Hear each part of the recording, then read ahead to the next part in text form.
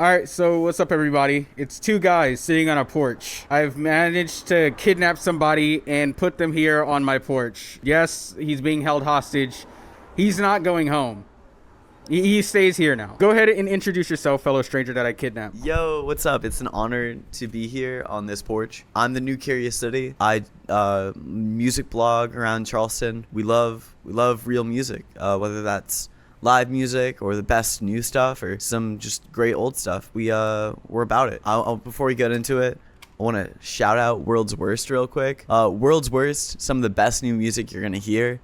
Indie rock from Salt Lake City. They're the real deal. World's Worst. They put out their self-titled album about this time last year, and it got on Stereo Gum's top 40 best new bands of the year. Yeah, we're talking about Brat today. I'm gonna go ahead and pull the veil off that one. Brat is dominating everywhere. Let's talk about our first impressions on what we feel about it, man. Brad had a lot of hype behind it. I didn't want to buy into the hype. Initially, I was very skeptical because I was like, okay, I feel like y'all just riding whatever wave because whatever, it's just popular. After really sitting down and getting with it, I thought it was pretty nice. I thought it was pretty solid. It had some very fun tracks, very fun production up in there. I would say this is probably the best work she ever had in her entire discography, if I'm being honest. And I would also say that this is one of the better projects of 2024. I mean, how do you feel about it, man? So I actually just put out my Brat review earlier this week on Monday. I ended up giving it a 9.5. It is a club record. Charli has gone on interviews and that is the heart of it. But also it's proudly honest. She comes out of the industry swinging on tracks. No one is untouchable in Charli's eyes, and I feel like that's really core to this record. I think it is a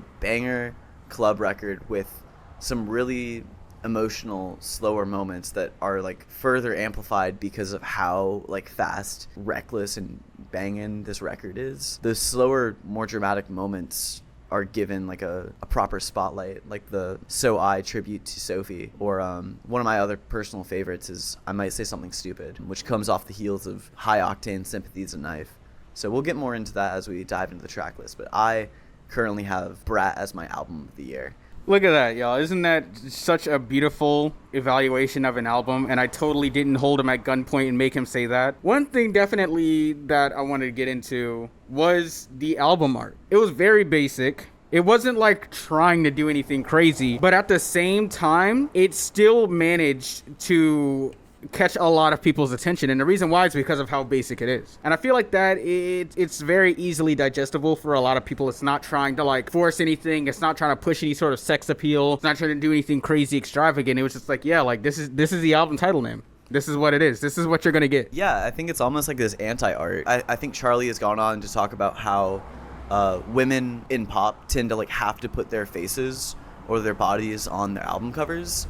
So with Brat just being a lime green square, low res Arial font, just it's countercultural. I don't know. Do you think this is gonna start a trend in the future? If now that Charli's done it, if it's gonna be all right, that's been done. I don't know. Just it's a shifting aesthetic, but it certainly is an aesthetic, and that's something that people can latch onto. How do you feel about how this album opens up? I think it was a good intro. I think it was a really good intro. There's a certain way when it comes to club bangers, man. 360, in my opinion, is one of the better tracks off this project. It gave me a lot more energy and raised my expectations a lot more than what I had going initially into this album. I mean, what else is there to say? It's gonna be playing at the clubs. I don't know. I think it is the perfect face for what Brat, what you're getting yourself into when you start listening to Brat. My favorite cut from this record is Sympathy is a Knife. It gets into the more emotional and vulnerable sides of Charli, but then it's also taking swings at the industry. There's a cut on Taylor Swift here. And that's what you want from hyperpop. You want these skyscraping ballads that are just they're just banging. And I feel like that's what you get with Sympathy is a Knife.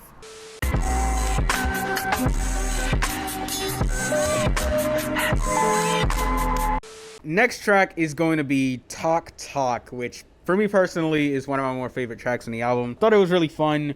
I thought it was very exciting. The production on it was really cool. It had that dancey, fun, glamour vibe to it. I don't know. That song just gives me a lot of positive vibes. I thought the production was cool. You had A.G. Cook in there. You had Hudson Mohawk in there, which I thought was interesting. I love this album. I love every track on it. Talk Talk was just I just saw it as kind of another club banger. It helped fit the aesthetic of this is a club record. It didn't stand out as much as some of the other songs in the album, just because I feel like she goes to these super emotional like moments on some of these records. Talk Talk is like a necessary pop banger for the record. Yeah, when you take a step back and look at everything, you know, the entire picture, songs like Talk Talk, I feel like it plays too much into the rules for a lot of people. Like, I guess that's why a lot of people wouldn't like feel it as much. It's not like challenging as the other songs. It just feels more But like it's still a banger.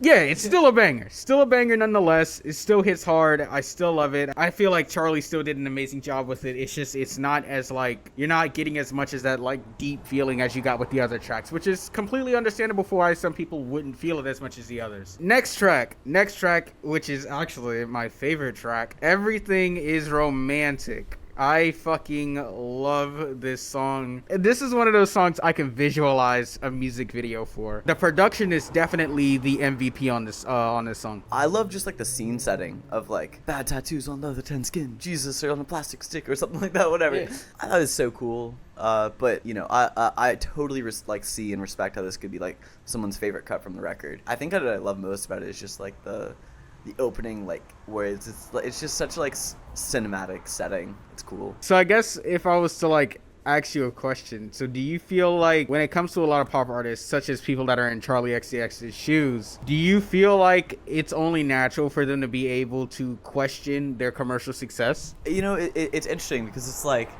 you have like lyrics like, I think Charlie Puth should be a bigger artist. I don't know. I think that like at some level, I actually really like it when pop artists recognize their status as pop artists. Next track, another favorite of mine, Mean Girls, man. Mean Girls. I'll definitely say that this is probably one of my more favorite tracks off the album. And one thing that definitely highlighted this song for me was the piano breakdown on the second half.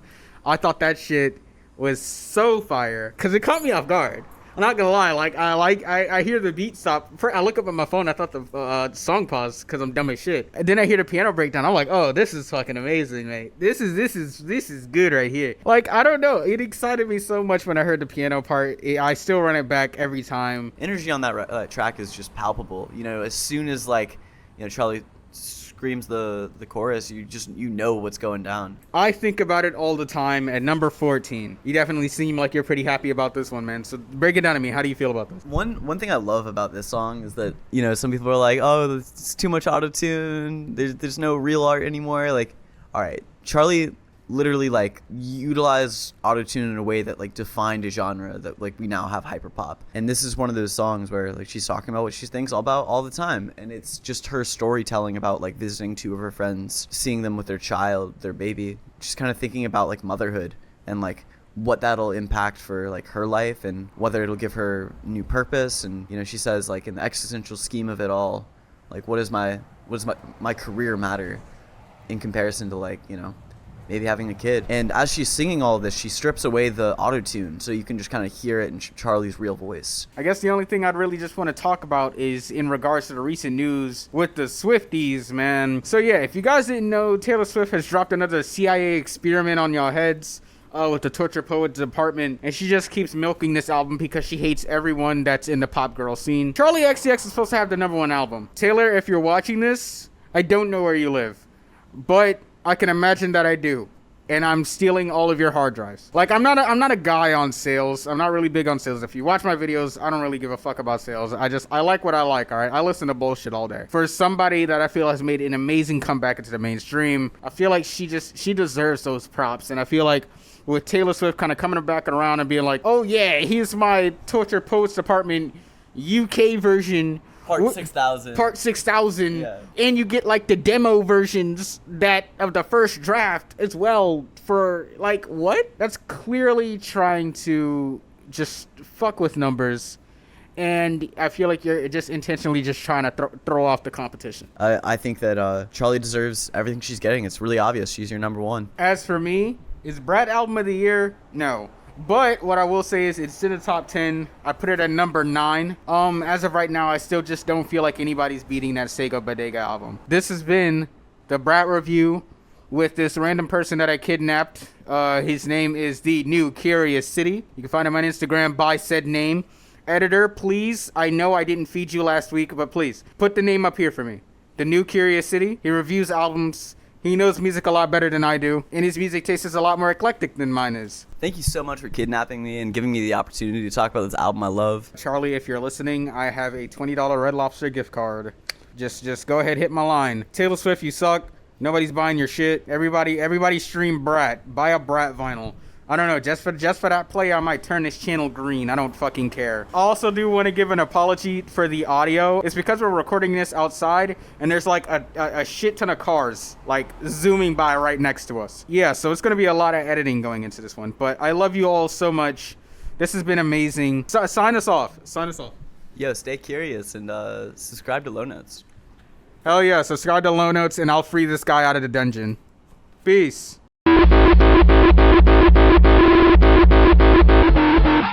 Thank you.